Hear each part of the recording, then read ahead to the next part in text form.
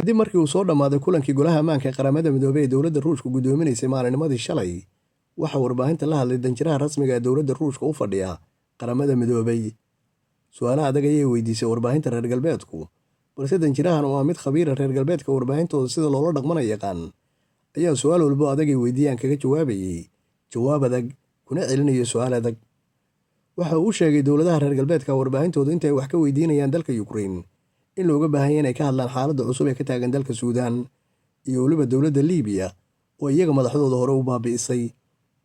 Waxa uu sheegay in dowladaha reer galbeedka warbaahintooda looga baahan yahay gebi ahaanba inay iska ilaawaan dalka Ruushka iyo dowladda Ukraine kana hadlaan baahida rasmiga ee adduunka ka jirta.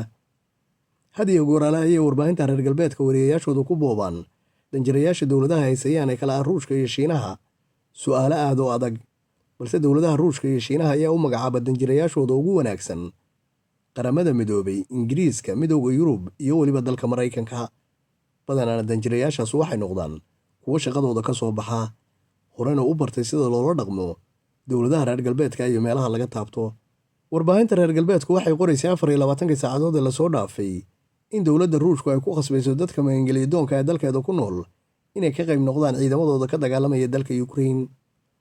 Warbaahinta kala duwan ee reer galbeedka oo iyadoo indhawaalaba daba joogtay dowladda Ruushka kana qoraysay faallooyin u badan been iyo barbagando ayaa sheegtay inay jiraan dad badan oo baasaboorka Ruushka qaatay balse u dhashay bartamaha qaaradda Aasiya waa dalalka Islaamka ee la yiraahdo istaanada. Waxay sheegtay warbaahintu in haatan dowladda Ruushku ay dadka ku wargelisay inay u diyaar garoobaan inay ka mid noqdaan ciidamadooda ka dagaalamaya dalka Ukraine haddii aanay sidaa yeelin baasaboorrada lagala noqon doono.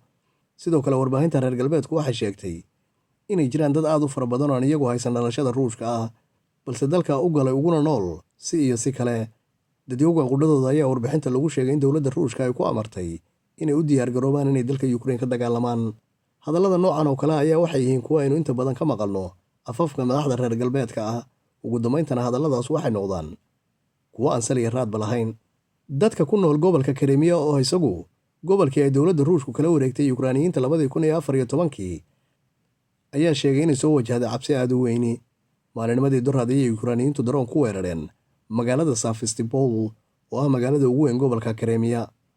Dadkaas oo la hadlayay warbaahinta ayaa sheegay in daroomadani ay yihiin wax aad looga naxo. Waxay sheegeen inay ku kalsoon yihiin ciidamadooda had iyo goor ay ka hortagaan balse mararka qaarkood daroomadaasu ay noqdaan kuwa soo dhaafa raadaarada khasaarana u geysta dadka rayidka ah. Arrintan ayaa waxay u muuqataa mid ay dowladda Ruushka qiil ugu samaynayso duulaan horle ay Ukraine ku qaado. Inkastoo Ukrainiyiinta qudhadoodu ay sheegeen inay doonayaan inay Ruushka dib ugu qabsadaan gobolka haddana taasu ma aha mid la aaminsan yahay inay dhowaantan dhacayso. Dowladda Ukraine marnaba ma aha mid Crimea kala soo wareegi karta Ruushka. waxaase naga xasuusina daawadayaal gobolka Crimea horeba inuu uga tirsanaan jiray dhulka Ruushka balse 1925 ayay dowladdii midowga Sofiyeeti xilli dambe raacisay dalka Ukraine. Dowladda Ruushkuna waa mid isu aragtaa in gobol ay iyadu lahayd adduunkuna u aqoonsanaa ay dib u nula soo noqotay Ukrainiyiintana aanay jirin wax halkaa ka yaala. Dhowaantan ayay ahayd markii maxkamadda nabadgelyada adduunku dowladda Ruushka ku xukuntay inay Ukraine siiso $5 bilyan oo dollar. Lacagtaas ayay sheegtay inay tahay hantidii ka taallay Ukrainiyiinta xilligii ay soo weerareen kalena wareegeen Crimea dalka Ukraine. Xilli dambese dowladda Ruushka waxay arrintaa ku dhufatay ganafka. Sarkaalka u qaabilsan midowga Yurub arrimaha dibadda ayaa waxa uu sheegay in midowgu ku howlan yahay sidii uu hub u gaarsiin lahaa dalka Ukraine. Waxa uu sheegay dowladaha midowga Yurub dhowaantan inay isku raacayaan inay 1 milyan oo rasaasta kaarayaasha u gacangeliyaan dalka Ukraine.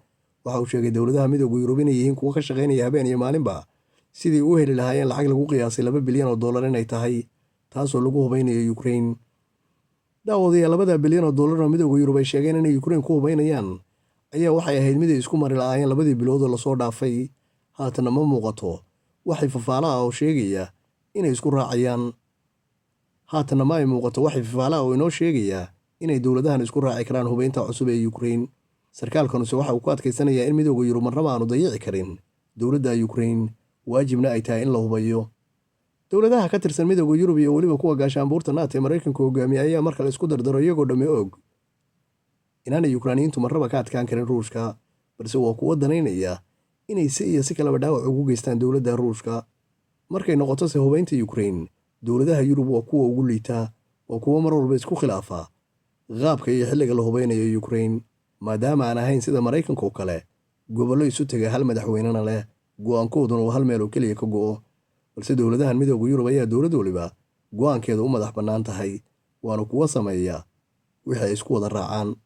Dowladda Shiinuhu waxay ku mashquulsan tahay sidii u dejin lahayd dowladaha ku yaala midowda Yurub kadib maalinimadii duraad ahayd markii danjiraha Shiinaha u jooga magaalada Baariis uu sheegay dalalka yaryar ee ku yaala bariga qaaradda Yurub horena uga tirsanaan jiray midowda Sofiyeeti inaanayba ahayn dalal sharci ah.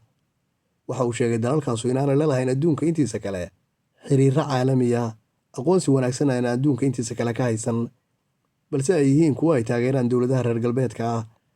Hadalka danjiraha ayaa waxaa ka carooday dowlado badan oo Yurubyaan ay ugu horreeyaan dowladda Ukraine, Faransiiska iyo weliba dalalka Baaltiga ah. Dowladda Shiinuhu maaha mid raaligelin ka bixisay hadalka, balse waxay isku dayeysaa haatan sidii ay xaaladda u dejin lahayd. Maalinimadii shalay dowladda Ruushku waxay sheegtay Yukraaniyiintu inay daroon ku weerareen markab ay leeyihiin ciidamada Ruushka oo ku sugan badda madow. Waxay dabadeedna dowladda Ruushku waxay sheegtay inaanay cusboonaysiinin heshiiskii qamadi dhoofinta ay muddada dheer ka shaqaynayeen qaramada midoobay iyo dowladda Turkigu. Arrintan ayay dowladaha reer galbeedka durbadiiba ku sheegeen inay tahay mid been abuur ah oo ay samaysay dowladda Ruushku ayna ku doonayso inaanay heshiiska dib u cusboonaysiin. Heshiiskan qamadi dhoofinta ayaa waxa uu ahaa mid dhibaato weyn lagala kulmay, si weyn ay uga shaqeeyeen madaxweynaha dalka Turkiga Rajab Tayyip Erdogan iyo weliba xogayaha guud ee qaramada midoobay Antonio Guterres. Haatan ayay labada hogaamiye doonayaan markii saddexaad dowladda Ruushku inay heshiiska cusboonaysiiso, balse dowladda Ruushku haatan iyadoo hogaaminaysa golaha ammaanka ee qaramada midoobay ay arrinta ka biyo diiday, waxayna sheegtay marba haddii ay doonayaan dowladahaasu in dowladda Ruushku heshiiska ku soo noqoto dibna u cusboonaysiiso, in iyagana dowladaha reer galbeedka looga baahan yahay inay qaadaan gebi ahaanba cunaqabataynta ay saareen beeralayda Ruushka ah. Arrinta ayaa waxay tahay mid loo qaateena, maadaama aanay cidina ogolaanayn adiga cunaqabatayn ha ku saarnaato, adiguna ma saari karaysid cunaqabatayn cadowga kula dagaalamaya.